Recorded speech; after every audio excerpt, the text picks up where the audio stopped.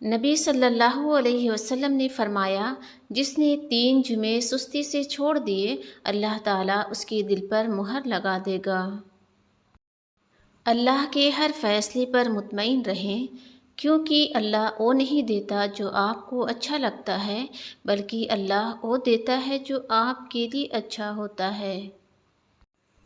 اگر زندگی میں ایسی تکلیفوں سے گزر رہے ہو جن کا کبھی گمان بھی نہ کیا تھا، تو اطمینان رکھو کہ اللہ تعالیٰ تمہیں ایسی راحتیں بھی عطا فرمائے گا جن کا خیال بھی کبھی تمہارے دل میں نہ آیا ہو۔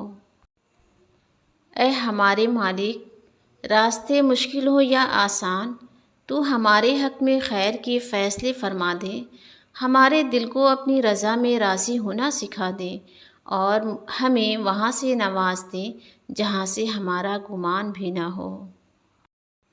کسی کے ساتھ برا کر کے اپنی باری کا انتظار ضرور کرنا، کیونکہ قسمت جب تھپڑ مارتی ہے تو وہ منہ پر نہیں سیدھا روح پر لگتا ہے۔ ہم سمجھتے ہیں کہ ہم نے اللہ کی راہ کو چنا ہے، جبکہ در حقیقت اللہ نے ہمیں چنا ہوتا ہے اپنی راہ کے لیے، اور تم چاہ بھی نہیں سکتے جب تک اللہ نہ چاہے۔ سب سے پاک، سب سے سچا وہ عشق جو دل کو دنیا سے اور صرف اللہ کی طرف موڑ دے۔ ماں کے قدموں تلے جنت ہے، اس کے دل میں بھی دکھ نہ دینا۔ دنیا کی بھیڑ میں جب تھک جاؤ تو مصلی پر بیٹھ کر اپنے خالق سے باتیں کر لیا کرو، سکون مل جائے گا۔ پوری کائنات میں کوئی کسی کا انتظار نہیں کرتا جتنا رب کریم اپنے بندے کی توبہ کا انتظار کرتا ہے۔ اللہ تعالیٰ کا فرمان ہے، جو میں نے چھین لیا وہ تمہاری آزمائش تھی، اور جو میں دوں گا وہ تمہارا انعام ہوگا۔ اللہ جو کرتا ہے اچھے کے لیے کرتا ہے، تم نہیں جانتے مگر وہ خوب جانتا ہے۔ رب نے اگر دینا نہ ہوتا تو وہ قرآن میں کن فیکون کا ذکر کیوں کرتا؟ یقین رکھو ساری دعائیں قبول ہوں گی انشاءاللہ۔ کچھ چیزیں نصیب اور قسمت دونوں میں نہیں ہوتی، لیکن اللہ پر توکل اور یقین سے سب کچھ ہو جاتا ہے۔ اللہ فرماتا ہے، تم صبر کی انتہا کر دو، میں معجزوں کی انتہا کر دوں گا۔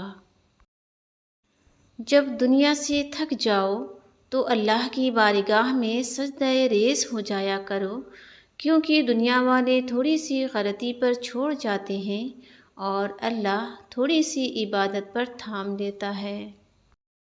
اللہ تمہارے دل سے کسی چیز کا خیال تب تک نہیں نکالتا جب تک تمہارے نصیب میں اس کی ملنے کی گنجائش رہتی ہے۔ محبت میں وقت لازمی ہے، چاہے اللہ سے کرو یا پھر اللہ کی مخلوق سے کرو۔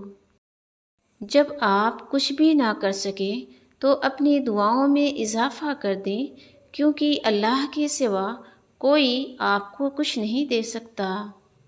جب دل نہ کرے نماز پڑھنے کا تو صرف حاضری لگانے ہی چلے جایا کرو، اسے بتایا کرو دل نہیں ہے، تھکا ہوا جسم ہے، مگر تیری محبت میں آئے ہیں میرے اللہ۔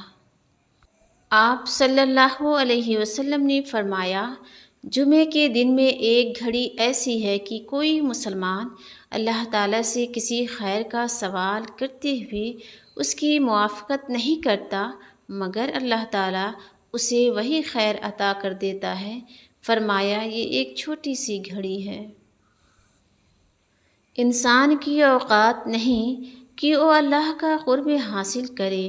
اللہ جسے پسند کر لیتا ہے اس کے عیبوں اور ناپاکیوں سمیت زبردستی اپنی جانب کھینچ لیتا ہے۔ ہدایت پانے کی لازمی شرط ہدایت کا طلبگار ہونا ہے۔ اس دنیا کی سب سے قیمتی چیز بغیر طلب کے نہیں ملا کرتی۔ اللہ جسے چاہتا ہے چن کر اپنا بنا لیتا ہے، اور اپنی طرف آنے کا راستہ اسی کو دکھاتا ہے جو اس کی طرف رجوع کرتا ہے۔ کائنات میں سکون صرف اللہ کے ذکر میں ہے۔